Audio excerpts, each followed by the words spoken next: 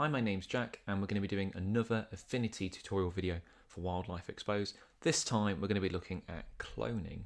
So we're going to drag this raw file into Affinity and it'll open up. Hopefully it will. There we go. Right. And again, minor adjustments, just lighten it up. Again, it's not too important for this video because we're really just concentrating on cloning, but we're going to do that. Now, for a lot of wildlife photographers, cloning is a contentious issue.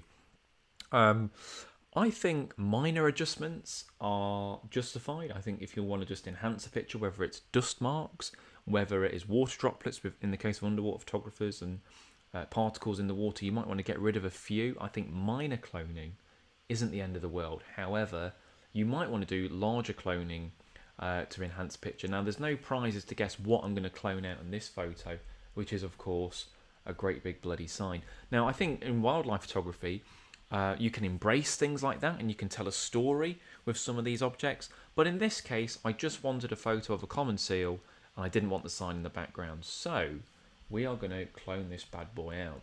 Now, you can do it manually with stamp tool, but it's much easier with the healing tool. So the first thing we're going to do is just make that a little bit bigger. Alt and take a selection, and we click down to take a selection, and we go like that.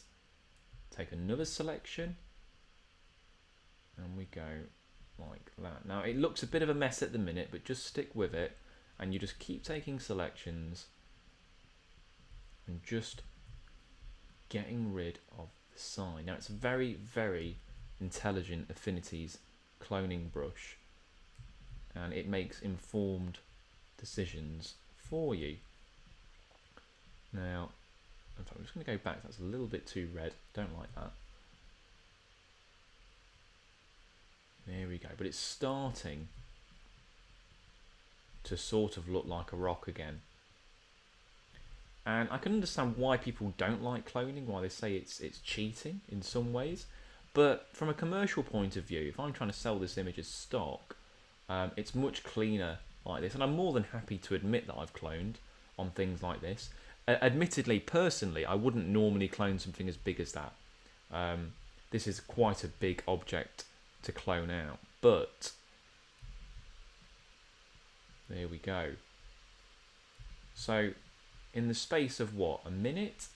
I mean, I've not done that very carefully. I would spend more time, but that's sort of shown. And the other thing I'm going to do, just go over to the burn tool, just to, oh, press the wrong button, just to darken it, just a touch, make it stand in a little bit more. Now, this is what we started with. This is what we've ended up with. So you can clone quite big objects out if you really want to.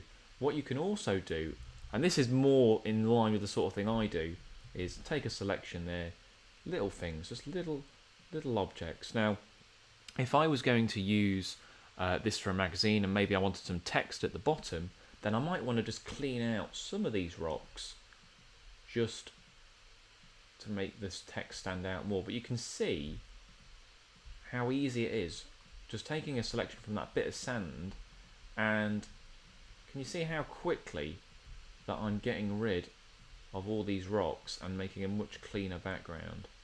So it's a great piece of software. So don't be afraid to use cloning. I mean, as long as you're honest about what you've cloned with, it can clean up pictures and it can be really useful. You know, if you had a piece of grass over that amazing photo or a little twig in the corner, then I'm not going to be so proud as to not use that photo because of that. I'm just going to clone that out. So that's how you use cloning with Affinity. Thanks for watching. Check out the other Affinity videos that we got, and I'll see you next time. Cheers.